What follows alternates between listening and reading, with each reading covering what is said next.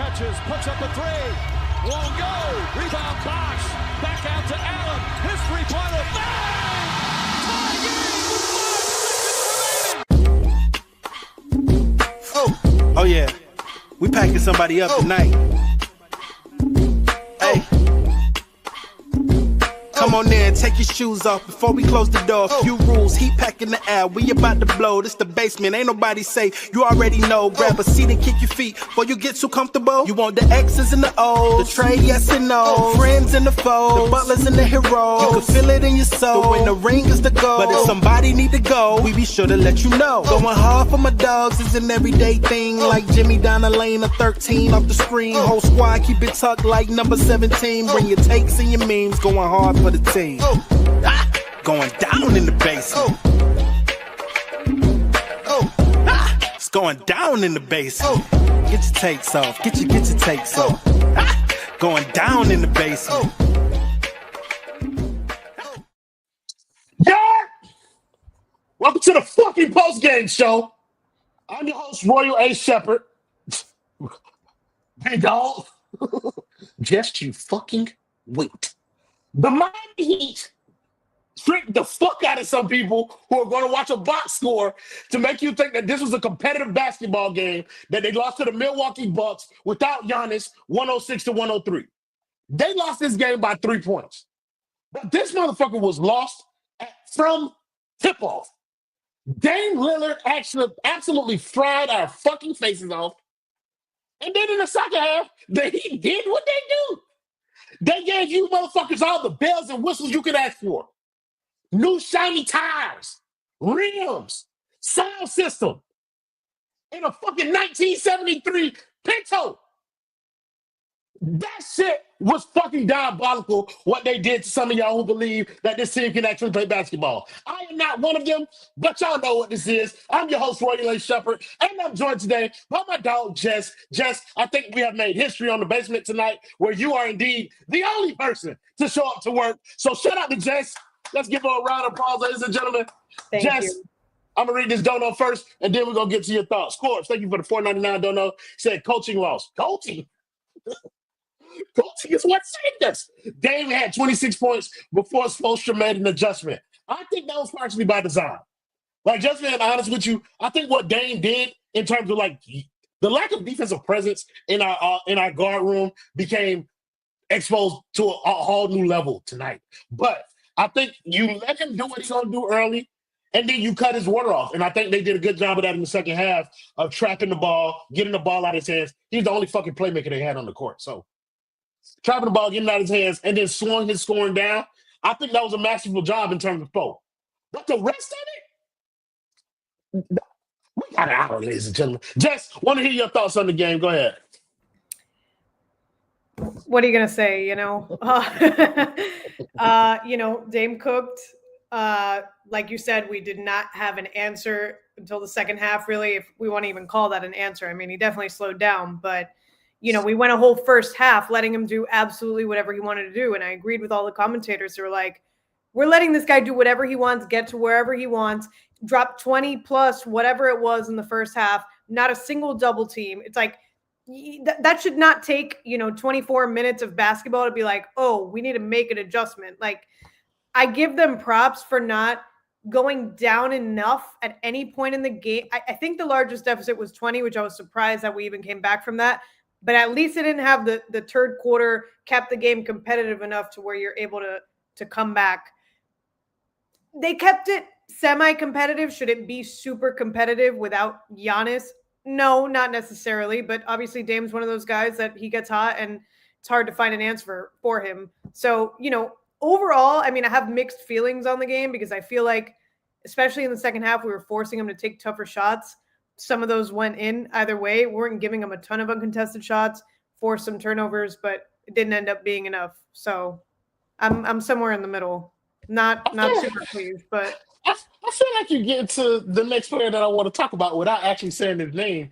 Because when you say we in the third quarter, oh, no. It was one me out there. Scary. Terry. The much maligned Terry Rozier was fucking fantastic tonight. I don't give a fuck how you skin it. Step back three, side step. That last shot was horrific that he had to take a dribble when there was no time to do that. But, like, I can talk about another last shot, and I am. But I'm trying to bury in the lead here a little bit. But I want to talk about Terry. We haven't gotten many opportunities this season to kind of give him his props, whether you believe the injury thing or not. Like, completely up to you. But everybody is taking their turns, like throwing stones at Terry Rozier. And tonight, here's a narrative that I hate, but I'm going to use because it benefits me tonight. Terry Rozier was the only reason why we were in the fucking game. How you like them apples, bitches? Jess, talk to me about Terry Rozier. Yeah, no, Terry, I mean, I agree. Like, especially because of the timing of some of those like clutch shots, that was all momentum, especially in that like early fourth quarter, maybe it was, where we were starting to go down again. He kept us in the game. He actually played some defense. He played well on offense. He hustled. Like, can't really complain about. He's like one of the only ones that I can be like, all right, I don't have anything bad to say, really. I think, I didn't know if his injury was being debated. I mean, are we debating whether he was actually hurt or not? Is that I'm not familiar with the narrative. I mean, he probably. My narrative is he was playing bad this season because he was injured. Every bullet that was shot at me, I'm doing some Neo type shit. I'm turning these shits around like I'm so tuned out of the drama and the narratives that I didn't even know. But yes, I mean, I think that's kind of what he had said, right? He said he had his foot that was kind of bothering. Either way, look, he took a few days off. He came back and he did what he needed to do. He produced. I think he ended up with 17, 18 points, something like that. I mean, and again, the timing of those shots was very important. So I don't think that would have been the same outcome as in it would have been a larger deficit if it wasn't for Terry, especially in the second half. So I'm happy with how he played. I'm also happy with Larson. And while we're on that topic, those are the two that I'm like, all right, you guys get a pass tonight. Like, you're good.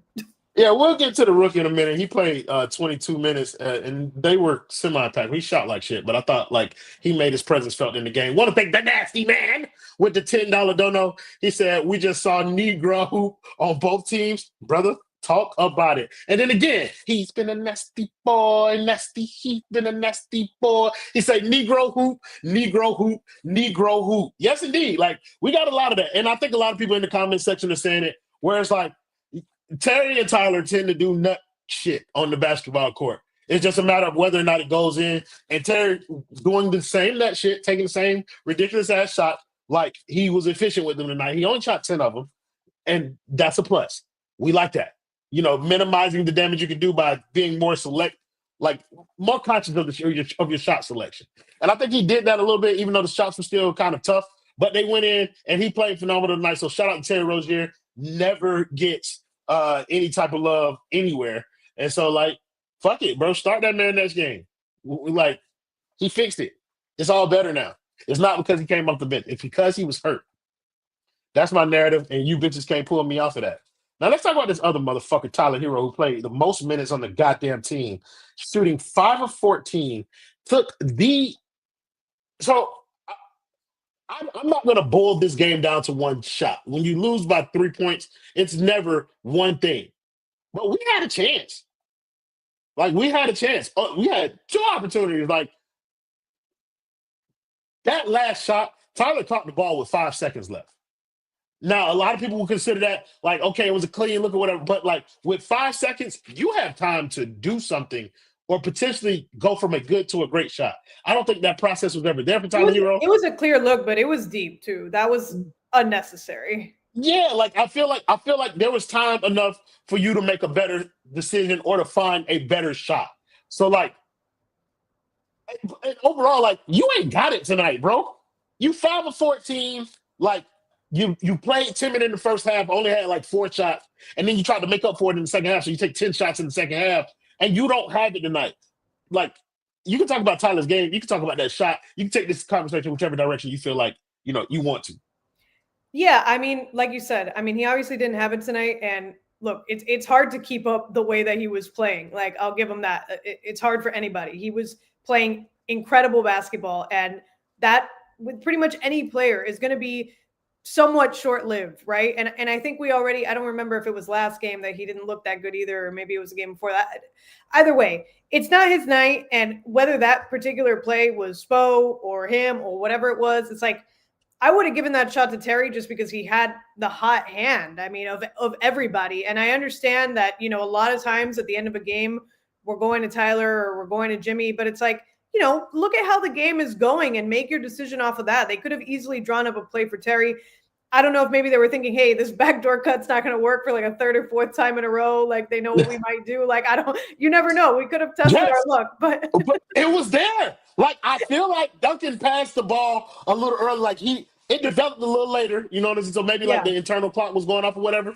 But Jimmy actually got past Brook Lopez and was open for that same bullshit ass play. And I've said this before, like, and I don't agree with all these narratives about like, oh, if we're on the road, like we're going for the win and overtime and this and that. Like, to me, I'm like, F that, quite frankly. And I'm talking from my own experience as well. It's amazing when you hit a game winner, and yeah, that's great. And you know what? Your opportunity to do that is when you're down by 1 point. I never agree with taking a 3-point. Like it something about it, just like, I don't know. It's a lower percentage shot no matter what. You can always drive to the basket and you can almost always count on at least, drawing enough contact to get a foul called, even if you don't finish at the rim. So I've never understood it. And I think it's Spo too that likes to go for it. And it's not that it's always a bad shot, but it is a lower percentage shot. I'll take Jimmy bodying Brook Lopez, even if he flails it up in the air. Jimmy's great at drawing fouls. Put him on the line. It's like, I don't know. That might just be me. It might be old school thinking, but I always prefer going to the basket. I always prefer trying to get a foul called. I don't know why that went to Tyler. And yeah, like you said, overall, look, he didn't have a great game. That's expected. Glad other people, stepped up for the most part and did what they could do. But I just don't agree with the ball being in his hands at the end of the game, even if that's a guy that we turn to on a lot of nights. Yeah, I don't think a lot of people would disagree that some people would prefer like a drive to the basket in that situation than a 3-pointer. I do find it ironic coming from you, who is in probably in reality the best shooter in the basement and shot north of 40-something, 45, looks like 48% or some shit like that. I'm sorry. My bad, Jay. Shot 47% from three. I remember the stats. I saw them and was blown away. But like, that's what I'm saying. Like, but yes, I agree. Like, I think you can find a better shot in that situation. And I think a different player who touches that ball does find a better shot. But I think the mentality of Tyler Herro, like going into that second half, felt like he needed to assert himself offensively. And once he put himself in that mold, he wasn't able to turn it off. And like, James Craig, like, why would he? Like, over the first couple games of the season, you were hot. But to the point of the nasty man who gave us $5 a cent, he said Tyler hasn't had it in the past 4 games. Again, my bad. Again, don't worry about it. If you guys have been here, I told y'all, just wait on it. Like it's coming. But like Tyler also has a hard time just being like, it's not me tonight. Like that does he not can't reconcile that. He can't reconcile that in game. He can't. And he's like, oh, if I had a slow first half, like you said, he's like, oh, I'm going to make up for it in the second half. And it's like, some nights you just got to be like, my shot is not falling. What else can I do? Like rebound, pass the ball. Anything. Be a decoy. 6, whatever. He's like, he reminded me of Wade. What's his face that was getting all these rebounds? He had like 10 rebounds on the other team. It's like, you can be short. You can be whatever. Just do something. Like, it's like, I don't. And first of all, don't disrespect the way Pat Connaughton. It's Pat Connaughton. That was Connaughton. Yeah, Pat Connaughton who got all the rebounds. The way he put Dame and Giannis together. Corey with the 499 don't know. He said it's time to start talking about our underperforming, non-scoring max paid center. I don't know if you would consider what Bam did tonight underperforming. I do think in the first half he was aggressive. He was like 4 of 7 in the first half. Only got 2 shots in the second half, which lined up perfectly with Tyler Herro taking more shots in the second half. Look, I think in the first half, like they were more intentional about getting him the ball, and he was aggressive with it. And I do think part of this is on him. Like he backed off. He took his foot off the gas a little bit, but also like other players. I look, bro. I'm not absolving him of blame. I'm just saying other players also like decided it was their turn to try and get some shit going. And then when you got long stretches where they had Bam out the game. They made a big run with Bam out the game when they had Khalil Ware in there. That 22-7 run, like where they got themselves back in the game, a large stretch of that was without Bam in the game. So, like, there's context as to why you get what you get. But I will agree, like, there were opportunities missed for him out there. and he's not absolved of that blame.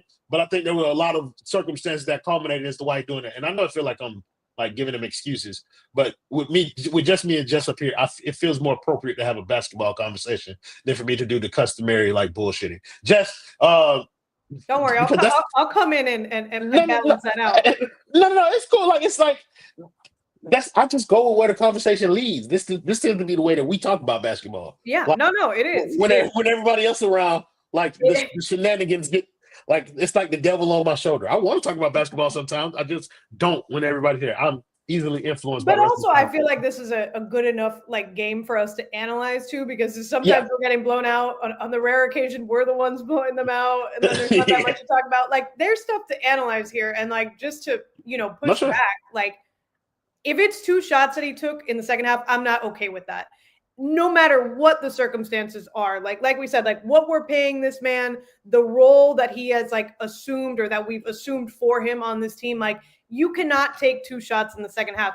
I don't care if you take 4 or 5 shots and you only make 2 of them. I don't even care. It's like you need to shoot the ball. Like Tyler can come in and be like, I'm gonna shoot these threes, this and that. And like I've said, look, I'm not for that argument of like I a little bit, but overall I'm not of like, oh, well, we weren't, running plays through him. We weren't this. Like, I say this all the time. It's like, we can make excuses for Bam to an extent, but he is a grown man. Call for the ball if you want the ball. Dribble the ball down the court and say, nah, I'm taking the ball. Like, he doesn't assert himself. And it's like, I love Bam, and I get so frustrated. Like, just over the years, I feel like we've gone back and forth about all this. Like, is he being aggressive or not? And is he in his head or not? This, that, like, look, he might have been, I think he was in some foul trouble at some point too. Like, I understand, and it's hard when you're on the bench for a while. He probably sat a little longer tonight than he has on other nights.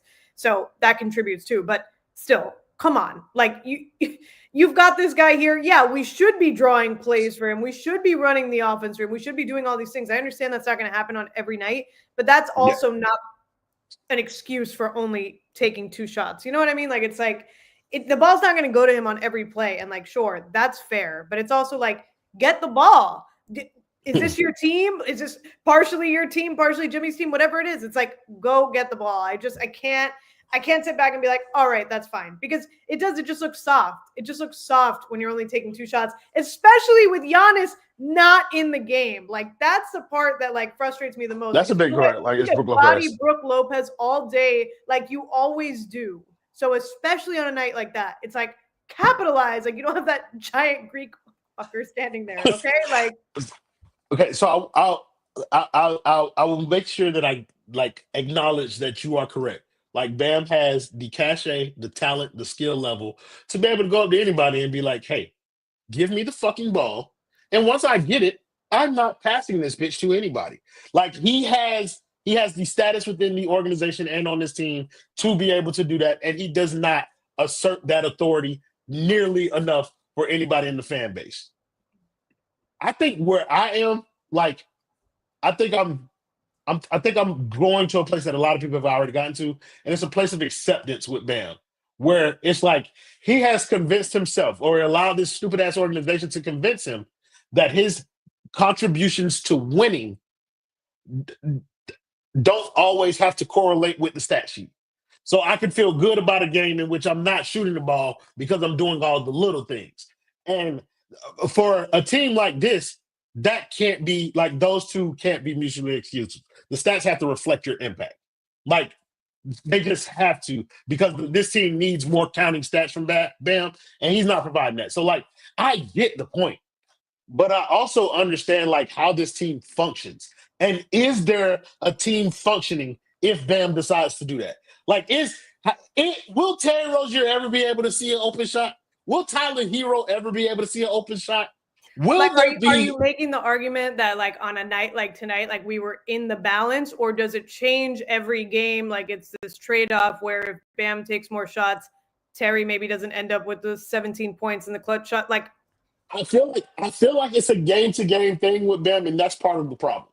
Where it's like he has to read the game mid-game to determine what the team needs from him, as opposed to consistently being told, Bam, the only thing we need you to do is play defense, rebound, go score 23 points. But even tonight, though, like, I didn't feel like he was doing that much offensively. To make up for a lack of let me look at the stats really quick. He ended up with 16. It's not terrible. Yeah, it's not 16, bad. 5 rebounds, 5 assists. No, Yeah, 5 assists.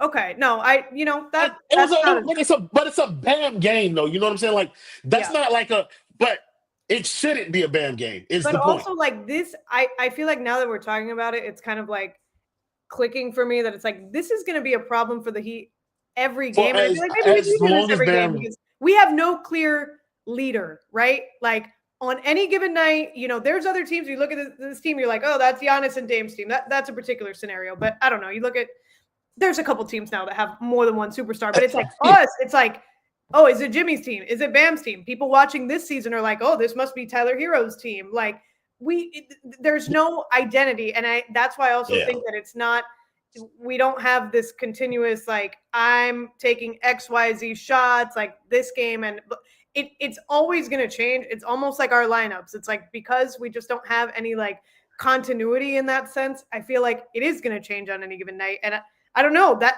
it's a little frustrating, but that's an adjustment that you have to make in the game where it's like, oh, my shot's not falling. I guess I'm not taking that many shots. Like, oh, that's going to be this guy's night. Like, it's not ideal. It's not ideal. It impacts Bam. Like, but it's like, that's a reality on this team. Like, people expect consistency from this roster, and they make concessions for the players that they like and don't like. So, like with Tyler Herro, he has a huge following. Like, on a night like tonight, they'll make concessions in their mind about why he played the way that he played. Oh, somebody else had to go into whatever. But, like, as a fan base, we should understand, from night to night, we don't know which player will lead this team in any fucking category. Yeah. We don't know who our leader in points will be. We don't know who our leader in rebounds will be. We don't know who our leader in assists will be, because everybody does everything. And part of everybody does everything means Bam doesn't always score. It means Bam does other shit. Bam is assisting tonight. He's tied for the team lead in assists. But he's also tied with 4 other players. 4 people had 5 assists. Bam tied for the lead in rebounds tonight. But he's tied in rebounds with 2 other players. Like, from night to night, we don't know who's going to lead this team. And I think, like, because Bam gets paid the most, we expect a certain level of play from Bam. We expect a certain level of statistical output from him. But it's like the way the stupid-ass team is constructed and the way that it plays, we don't get consistency from anybody. So why am I going to blame him more than I blame anybody else? Yeah, I mean, I think it's hard. I think it's hard to, like, kind of comprehend, because you look at all these other teams, like I was saying, and it's like, it's clear, like you look, but you look at Bam is cool with it. That's the part that irritates everybody. But that leads back to like the aggression, because I just feel like he's kind of soft. Like he's like, oh, okay, I'm not getting the ball. Well, I'm not getting the ball and I'm not shooting that much tonight. Like, no, like, you know what? Props to Jimmy, because when Jimmy wants to take over, he gets the ball. I don't care where on the court it is. He's like, this is my ball. This is my time. Just like D Wade. Move the fuck out the way. But like, come on, we're grown men playing basketball here. Like, if you want it bad enough, like you will do that. And so, look, I get people's frustration too, and I'm frustrated about it too, because it's like it's hard to pay someone that much money. You look at the Bucks, and you pretty much know that Giannis and Dame are going to be leading the team. Giannis is definitely going to have at least a double-double. Dame's going to have this, that. You know what? If Connaughton was like, the leading scorer every night, everyone would be like, what the hell's going on? Like, it's like, it just doesn't. And then it's like, oh, we got to renegotiate his contract. You can't be paying this man this much money. You can't be one of the leaders of the team. And all of a sudden it's like, oh, well, I'm still going to make all this money and I'm going to take like the easy route and, take a couple shots per game and get a couple rebounds and just do my thing. It's just like quiet. It's just like, it's not giving like leader of the team vibes, Yeah. Like, I mean, we're accustomed to a certain type of leader. Like we've had elite level leaders throughout the course of like our franchise, particularly starting like with Wade. And then let's kind of like that stability. Then you bring in a player like LeBron, like you're accustomed to like our captains or whatever, being assertive, being dominant personalities. And you don't get that from Bam in any respects, like on the court, off the court. You don't get alpha strong, like lead of the team. Like that's not kind of what it is. Michael Gordillo, he said the slander tonight makes way too much sense to the point of being not slander. Did we end up on 5 reasons somehow? Brother, first off, shout out to 5 Reasons. Anybody who takes the time to make content about this stupid-ass team deserves a follow and your respect, so shout out to them boys. But also, like, I ain't gonna hold y'all. We slander a lot here, like a lot. But we talk about basketball. People just really don't watch us when we talk about basketball. But believe you me, brother, when we be in the mood, like, we will talk about basketball. That's what I'm in the mood to do tonight. So if the next person I bring on the stage is on the bullshit, then I'm gonna kick his ass off, and me and Jess gonna go back to talk about basketball. So we're gonna bring my boy George up here. What's going on, George? How you doing? Not bad, mate. Yourself? I'm doing well. Thanks for asking. Before we get to your thoughts on the game and some of the other topics, we want to go to Corbs with the 499 don't know. He said Bam is 62nd in the NBA in scoring right now behind Grady Dick. Hey, man. He's not a scorer. He's a high-level role player. That's what I ain't gonna hold y'all. That's where I'm headed with Bam Adebayo. I be trying.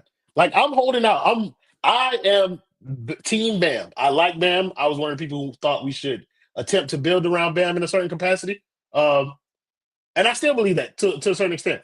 But I'm losing faith very quickly in kind of like some of the places that I had about like what his ceiling is offensively, who he could be as a player, like player comps. Like, I'm starting to change my tune on that a little bit. And like the scoring struggles I am considering it, but I'm also like considering like this is a long season. Maybe he turns back on. Like, I'm giving him grace. He has earned a season of grace from me in some respects, and I'm trying to give him that. George, let's talk about the game. You said Joe Cronin greater than the impact on this roster. Yeah. Go ahead, George. Give me your thoughts on the game, and then I was about to pivot to Jimmy a little bit, so flow into Jimmy Butler. I read a comment before. All right. I was scouring through some of the DMs. Someone had messaged me saying, that was a competitive loss tonight. I am very happy. And I sat there for a solid 3 minutes. I was eating my sushi. I was enjoying myself. I was having a great day. And then I read it. And I start to think to myself, our outlook and expectation for this team has taken a nosedive. A fucking nosedive. A Giannis-less, led by Damian Lillard, Bobby Portis, and Pat Connaughton. And AJ Green. Can't forget AJ Green. Oh, I can forget AJ Green easily. I can niggas out and crossing niggas' T's out there at that 3-point line. You know what? You know who AJ Green is? He's one of those players in 11 years' time when like my mates will message me being like, "Hey, do you remember this guy?" I'm like, "Hey, do you remember AJ Green?" No? Well, he's one of those guys when people say his name to me, AJ Green, I'm going to think about a wide receiver in the NFL. Like, that's what I'm going to think. I don't watch the NFL, so I know. That's an unfortunate coincidence. But yeah, look, we all watched the same game. We fucking sucked. True. No bullshit. True. We suck. Forget the fact. I'm going to try and avoid a lot of the points that I brought up in the playback. If you guys didn't go see the playback, please tune in. We go live shows on the playback with all of your favorite Basement Sport members, as well as Heather. Sometimes she is 2 bottles of wine in, and then by the 3rd bottle, she is in those spaces and having fun. But look, you called Bam a role player. The end of the day, every single player on the Miami Heat, besides one, is a fucking role player. And I'm not talking about that. I'm about to say, who's the fucking one? Jimmy. Jimmy's the only one that can do 2 things elite. Please, do tell. Get to the free throw line, where he is consistently ranked in the top 4 every year. Okay. And pissing off every member of the fucking fan base. That is his second role. Multi-dimensional, high-facet player. But in all seriousness, though, we watched the same game. Yeah. We could not guard for shit against the one player we knew that we had to guard on the scouting report. And as soon as Giannis was out, the scouting report should have read, Dame, you stop that. The rest of them, let them get their shit off. Don't worry about Brook Lopez. He's 37. He's 37. No one gives a shit. All right? Bobby Portis, get your 16 and 10. Well done. But I'm serious when I'm saying this. When I get to see this team play at the max ability, because this was the best game we've seen all year from fucking Terry Rozier. This was Terry's best game. And he still felt like he had no impact. He also dribbled the fucking ball. He pulled up, took a dribble on a 1.2 second shot clock to end the game. First of all, George, we're not going to speed past that white man who did it first. He had one of the worst closeout 3 minutes in a Heat uniform I've ever seen. How someone can go from the entire season cooking, he cooked the whole season, to the last 3 minutes. You bricked 2 threes, you got blocked on another one, you pulled up from 34 out. With 5 seconds on it. Was it a 1 point game? It was a 1 point game, was it not? It was a 1 point game. What is Spo doing? You have Bam. You have Jimmy. You have plenty of players that can get to the rim.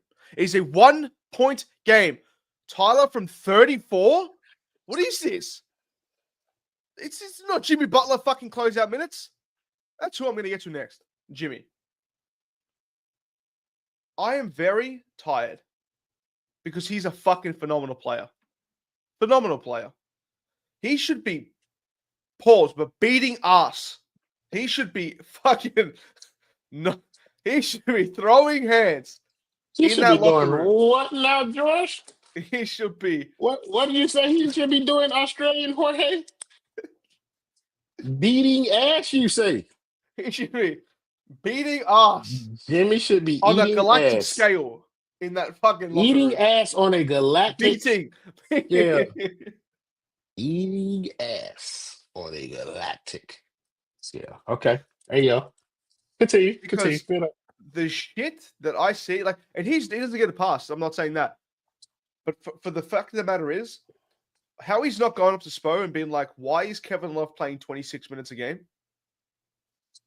Why is Pele Larson getting 28 minutes a game? Ha ha ha. The Australian said something fucking stupid. Shut up. It means something different here. Beating ass means something different here. Fuck you. Hey, bro. I don't know about your hood. Niggas ain't beating ass around this way. I ain't gonna hold you. I ain't doing that. You continue. I want you to talk about basketball because where you're going is insane. Not when you talking about ass, you ain't. You talking about something totally different, bro.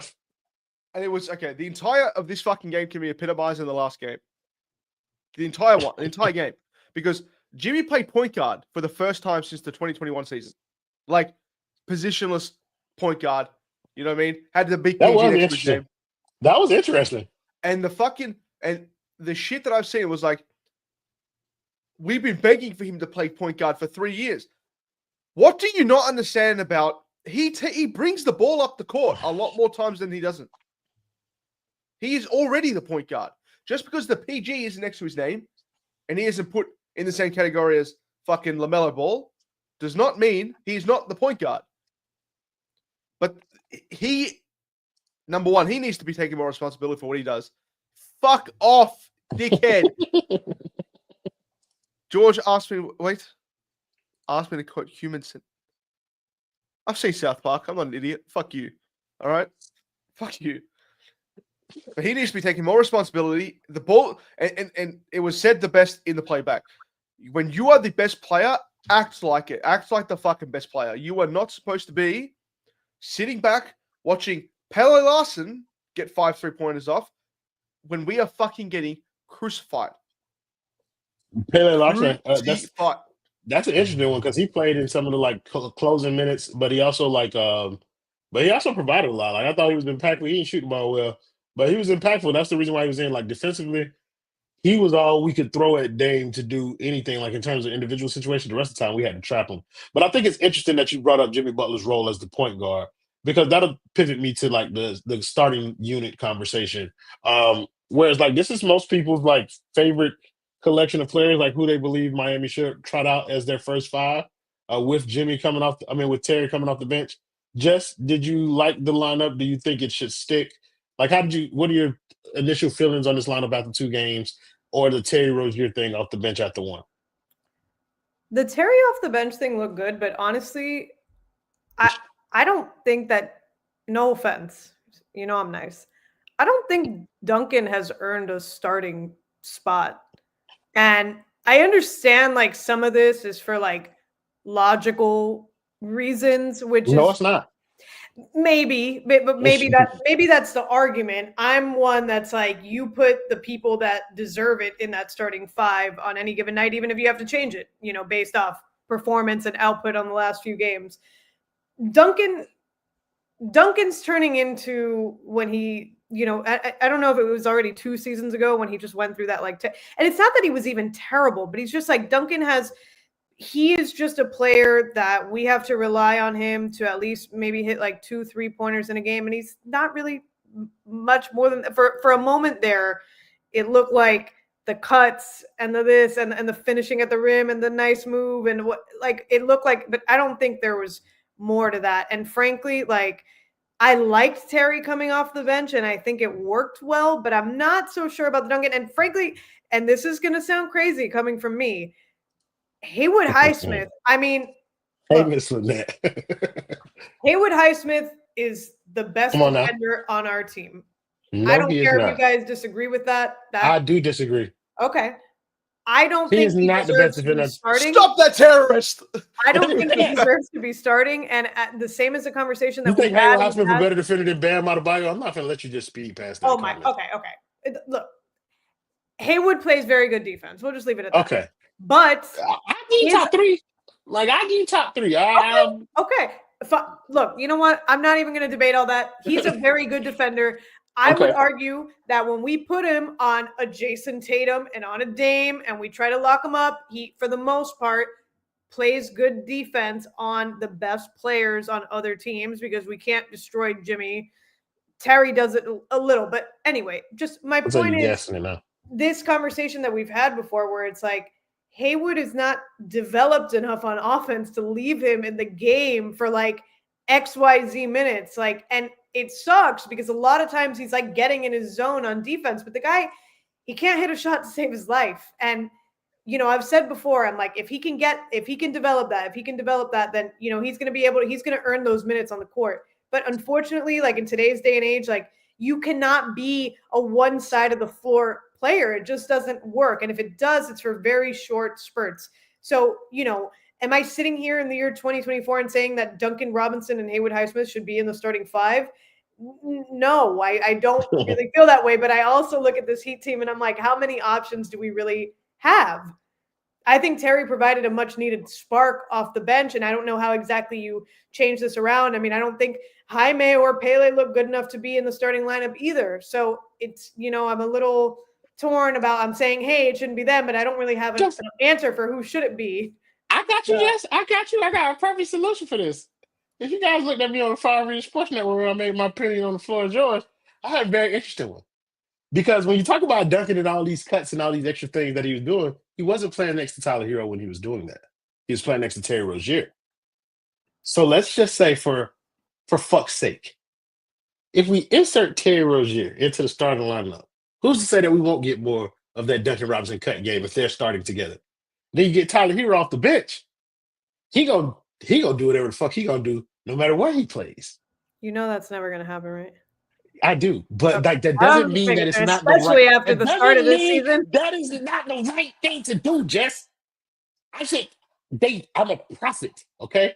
I come bearing wisdom, huh? This is not a guess. I'm telling y'all what would work. We'd be a top 4 seed if they just benched Tyler Herro. We would be, but nobody. It's possible, and I didn't. You know what? I didn't want to sit here in these hypotheticals because at the end of the day, they just end up being disappointing. We've been talking about this for a long time. Let's get back to the started this season, solidified. He will never. It will never on any team. We lost 10 viewers when I went down this rabbit hole. The issue Y'all is, not ready for that. Y'all not ready for that level of thinking yet. Go ahead. People will only ever listen to the fact that you just said to bench Tyler Herro. They will never listen to the reasons behind it or the argument to be made. You cannot run a successful basketball lineup in today's day and age with more than one player trying to play the way Tyler Herro plays. Not saying he's a bad player. Full stop. Not a bad player. We are void of so much depth and so much playmaking. Listen, brother, I'm sorry. It's a lot of things that I tolerate over here in terms of ridiculous ideas.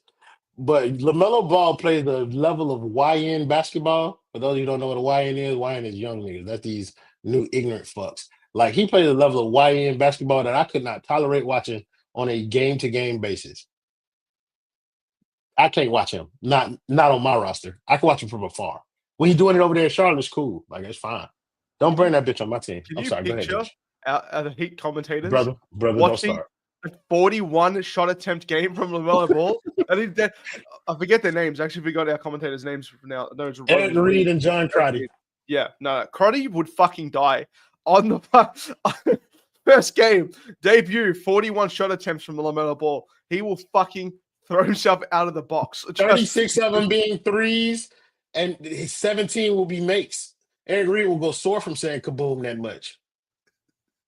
The fuck is you talking about? He ain't never had a player who do that type of shit. I just want to say I missed them tonight because it was insufferable listening to Jeff Van Gundy. And you would think someone needs to check on his like Hard Rock app or something, because you would think that this man had money on the Bucks. They were so disappointed, specifically that shot clock violation at the end of the game when they hit that three. They were so disappointed. Like I was like having these like, I'm like, this is like what it's like the way CNN and MSNBC talk about Trump. Like there's just no semblance of like objectivity. It's just like whatever. Like no. The whole game, I'm like, this is insane. But that's besides the point. But that was just very frustrating. We complain about not having nationally televised games, and we shouldn't, and that's for a reason. But that just it's a cherry. Well, what's interesting is ever since we've been doing the playbacks, make sure you check us out over there at playback.tv/the Basement Sports Network. I haven't listened to commentary. So I haven't listened to like commentators for any game all season long. But then again, like I like the sound of my own voice, so I can commentate the game my fucking self and to be better. Want to thank the Nasty Man for the $2 dono. He said Terry Rozier equals elite nigga hoop. Yes, indeed.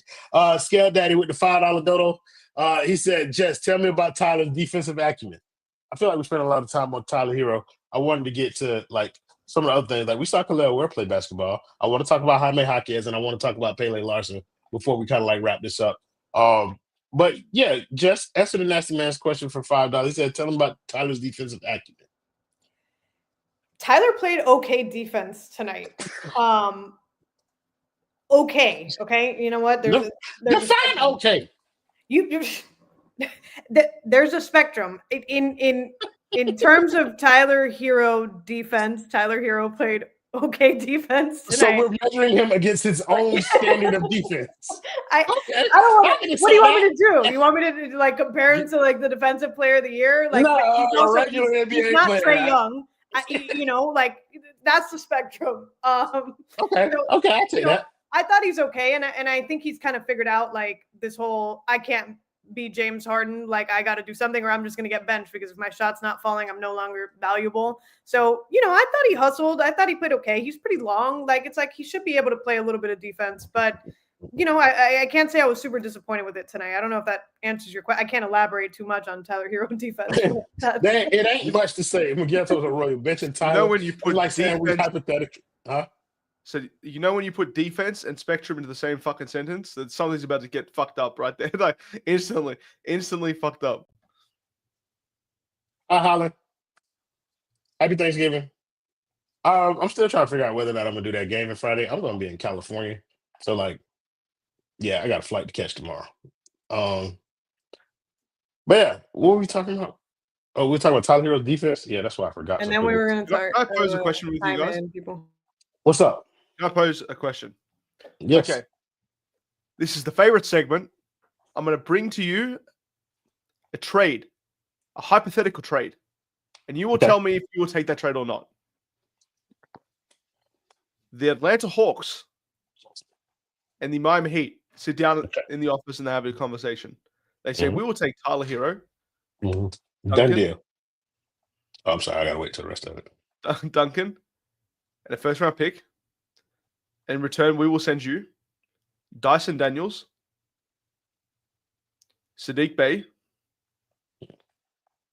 and 2 unprotected first-round picks. So one unprotected first-round pick. So it's essentially a pick swap? So pick swap. And then we get one unprotected pick additionally? Yep. They get Duncan and Tyler. We get Dyson Daniels. No, I don't think I'm taking that. Dyson Daniels ain't the type of player that I'm looking for right now. Like I ain't looking for that. I need if I'm making a trade for a player, I want an offensive juggernaut. I was going to say, we will continue to score no points. It's like, I feel like we're in a position now with Tyler where it's He like, defend his ass off. I ain't gonna hold you. But Sadiq Bey would definitely play here. He'd be our starting four. Like he said, he don't play for Atlanta. He'd be our starting power forward here. yeah, but at the end of the day, neither of those guys are going to give us like 20 a night. And if that's going to be even on 40 shots from Tyler Herro, and that's what the Miami Heat team has become, we got to break 90 in a game, So if we're trading for anybody, like you said, it's going to have to be someone who's he plays for the Wizards. Shooter. Oh, Sadiq Bey? He's gone. I didn't even know. He sucks. He's going to shit. I thought you were going to ask about Trae Young because no. Yeah, if you say Trae Young, Trae Young would be too easy because he. Funny enough, I actually think there is a situation in Atlanta if Dyson Daniels does continue up this trajectory that they would be way more willing to move Trae Young than they were last year. Yeah, but what does that mean for Miami? Like, it still doesn't change really what we would have to give up in order to get him if we were like trying to . It'd have to be based around Tyler Duncan and a pick, and then you have to add some more shit. Yeah, they want another pick at least. Well, how would we get another pick? We trading Terry? Trading Terry, you're not getting a fucking pick for him. You might be able to send someone to OKC to unprotect one of our picks or to return one of our picks back to us. I'll say we don't need Yogi Ferrell. Oh my god! You said Sadiq is garbage. I mean, look, we start Haywood Highsmith at the 4. I don't know what we had Trevor Ariza for a fucking season. Get a hold of yourself. We played Mo Harkless. Mike Leonard started for this franchise. You know that, right? Know what's going on? Like Nikola Jovic was our opening day starting power forward. We start Tyler Chris Silva. Oh my Chris bad. Silva started games here. So did Willie Reed. I liked Willie Reed though. He was cool. You know who started for a long time in the Miami Heat uniform? Rodney Magruder, aka the Scavenger, bitch. Do you niggas know we had him playing small forward and he was like 6'4"? Like we have him playing the 5. This is what I'm saying. What world? We don't follow traditional hoops. Maybe we do need Yogi Ferrell. Who knows? Call him up. See what he's doing these days. Huh? We should call up Phoenix. You know what? Tyler Johnson, Luke Babbitt. Yes. Son Williams, nasty man. Kyle, God, the list goes on and on of bullshit. Let's get back to this game tonight, though, because I do want to talk about some of these guys as we're running out of time. Khalil Ware, Pele Larson, Jaime Jaquez. You got some good, you got some bad in there. Jess, I'll let you pick which direction we go in first. Which one of them you want to talk about? I think it's kind of easy to do, and I'm just going to talk about it quickly because I'm like bothered about it. But like, I can't figure out Jaime. Like, honestly, it's like one of these things, and it's like I'm not gonna like roast these people anymore that were like trying to tell me that he was an all-star like coming into this season or even last season. That was just like insane work. And I'm not one of those I told you so people, because honestly, I was like, I'm encouraged, but I am cautiously optimistic, like I am with most things in life. He sometimes gets on the basketball court and just looks like he has no idea what he's doing. And that is like very much not in line with like this narrative of like Jaime, a 4-year college player. He knows all the this and the that, and he's a textbook basketball player. And like, it's in there, but I feel like he's getting out there sometimes and just like, he's like tripping over his own feet. Like I'm pretty sure had like 2 points tonight. And he was like, he turned the ball over on one. He traveled on like one play where he just looked so frazzled. It's like, keep your pivot foot down and just get the ball to somebody else. Like, this is professional basketball. Like, it's like, he looks a little flustered to me lately. So, I would be happy to see him kind of get back in a rhythm. I also think maybe the minutes are a little thrown off. I know he was at least playing a little more before, and I think that kind of gave him time to get in rhythm maybe, but he just looks a little off, and he was kind of starting to seem like he could be an asset for us. So tonight was definitely not one of those nights, but I hope that we can get back to that he can get back to that, because I like him, and I'm a little confused about like what's going on with him. But yeah, he was underwhelming. So it feels like the game is moving too fast for Jaime right now. Like that's what it looks like to me. Like as an observer, it looks like the game is moving too fast for him, and like a lot of it is like uh, there's a year of film on Jaime now, and people are sitting on that little stupid ass post spin move that he likes to do. Like he's not creating the same kind of space. He's not getting people on his up fakes. Like people not falling for that shit. Score the ball legitimately, and he's not doing that well. And I think that has impacted his minutes. Like Spo obviously felt more comfortable with Larson tonight, so he was playing Larson a whole lot more minutes. Larson got more minutes. Like that's what it is. Like somebody said, "Wow, KZ, hey brother." Chikezi Akpala, one for the Raptors, baby. Justin West said Pele took his spot. That's what it looked like, bro. It looked like Pele kind of took his spot tonight, and Jaime is a person that needs to be looking over his shoulder in terms of like how many of his minutes are starting to get slashed. Like I agree with you. Like there's an inconsistency in his minutes right now, but that's because there's an inconsistency in his play. That 3-point shot hasn't really come around. I don't even think he took one tonight. He doesn't feel confident in it, so teams are not playing him like he's going to shoot it. So hey, look, Yeah, bro. I think he was kind of on that like rookie high, and we're kind of getting to that point where he's like, oh, okay, like now I gotta like play real NBA basketball and earn real NBA minutes, and it's like, yeah, I think he looks a little overwhelmed and a little flustered. But like I said, Larson was good. I mean, he may not be hitting all of his shots, but the guy's hustling, the guy's playing defense. He's pretty smart with the ball. I don't see him making these like young guy like mistakes for the most part. Yeah. He's just got to get his shot. He passes the ball to Bam. Yeah, that's good too. We love that. George, I'll give you the opportunity. You can pick between Pele and Khalil. Which one you want to talk about? I'll talk about Khalil because I feel like over the last few weeks he's gotten like a pretty bad rap because he doesn't play as many minutes at all. He doesn't get used in the system. Spo doesn't play him. Yeah. And you got players that got picked after him that are doing exactly that. Jared McCain looks phenomenal in Philly. There's one more as well. I forgot who they were bringing up. Dalton Connect as well. Looks really good. There is no reason whatsoever. And I mean, there is no reason that you can give me that I will accept that he should not be playing first minutes off the bench in our backup fucking center position. Khalil Ware. Oh, okay. To develop him. The development does not just happen in the gym and in the G League. That strategy and that method will take you years. You'll wait 3 years until you see a productive Khalil Ware game in that regard. Stop playing him for these minuscule minutes. And now, obviously, he's going to need a much bigger step because Kevin Love is injured. And when I say that, there should be no surprise. And there should be no fucking qualms about it at all. He is injured because he's old. That is it.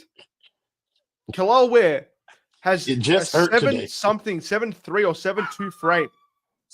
And he's playing 6 minutes a night. What is happening to your dog?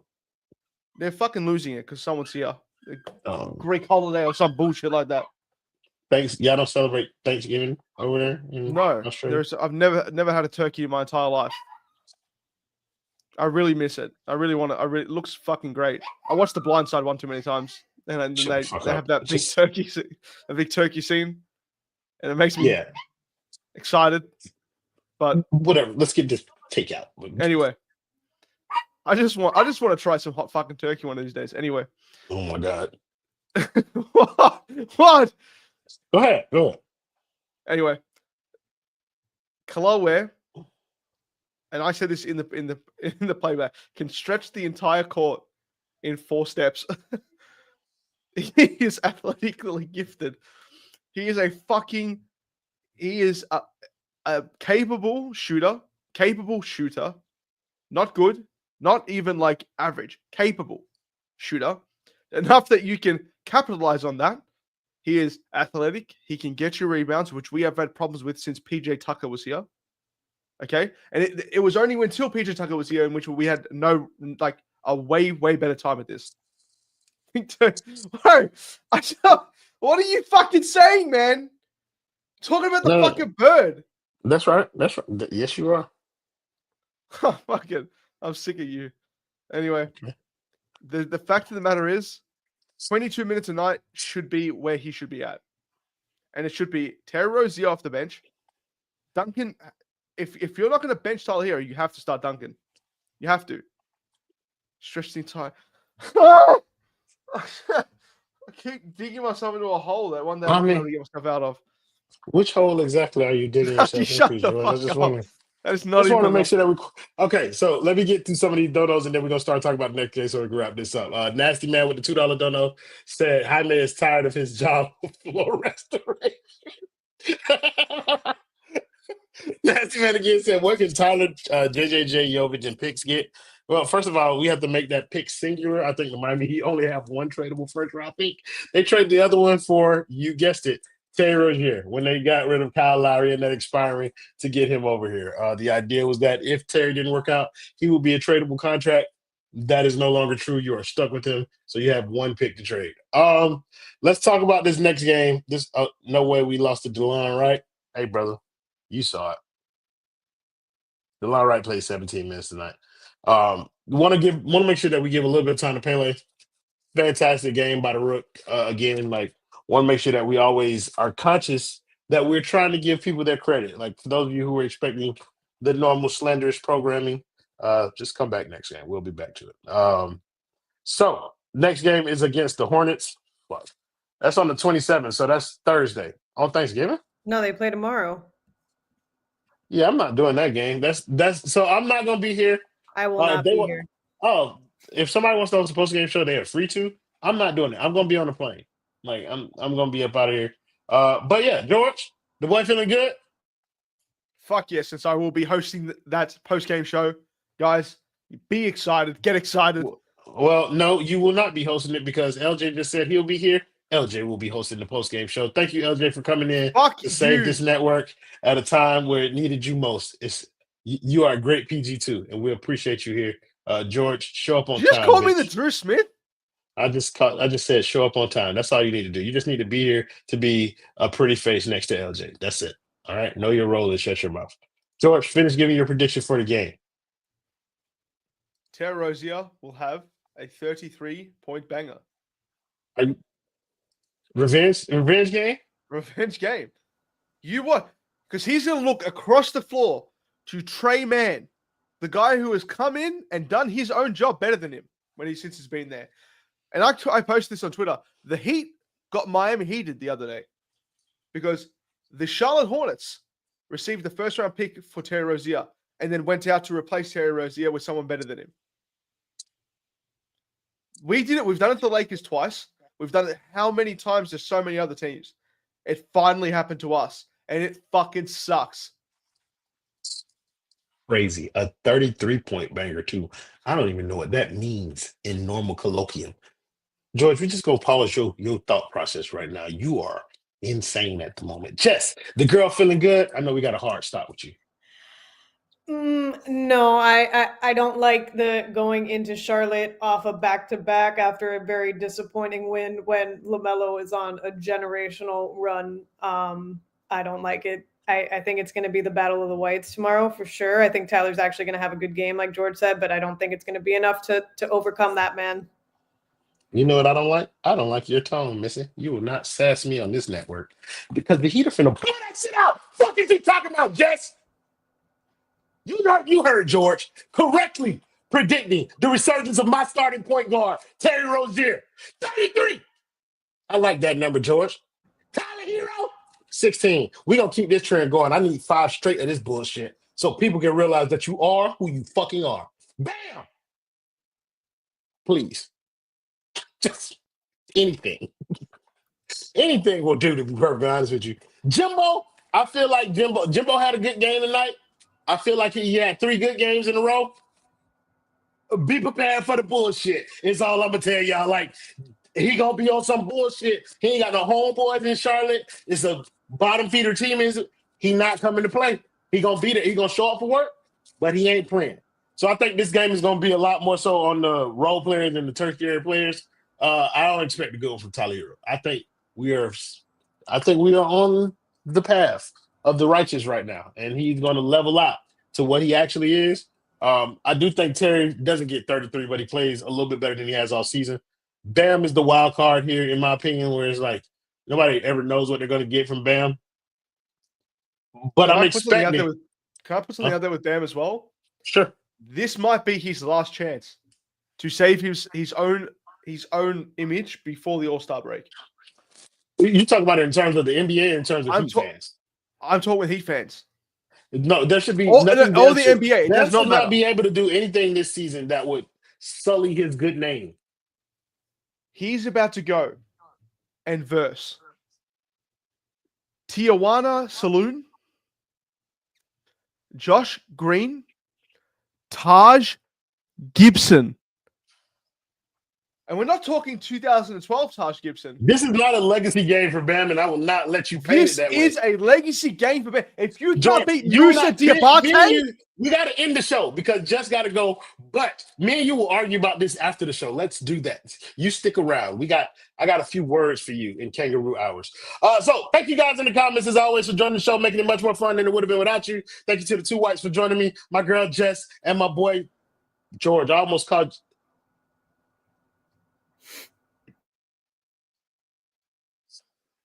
Convene the council, ladies and gentlemen. Ricky J. Martin, you will be hearing from me. Play the video, me. Wait, I didn't set the outro video yet. Y'all got to give me just 1 second. Now I got to find it. Wait. It was up there before, and now it's not. Where'd it go? Hold on. Let me put it. This feels like, I feel like a boomer right now because I know how to do it. But people are just.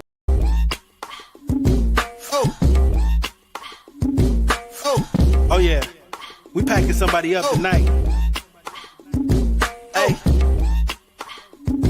Come on in, take your shoes off before we close the door. Few rules, heat packing the air. We about to blow. This the basement, ain't nobody safe. You already know. Grab a seat and kick your feet before you get too comfortable. You want the X's and the O's, the trade, yes and no, friends and the foes, the butlers and the heroes. You can feel it in your soul. The win the ring is the goal. But if somebody need to go, we be sure to let you know. Going hard for my dogs is an everyday thing. Like Jimmy down the lane of 13 off the screen. Whole squad keep it tucked like number 17. Bring your takes and your memes. Going hard for the team.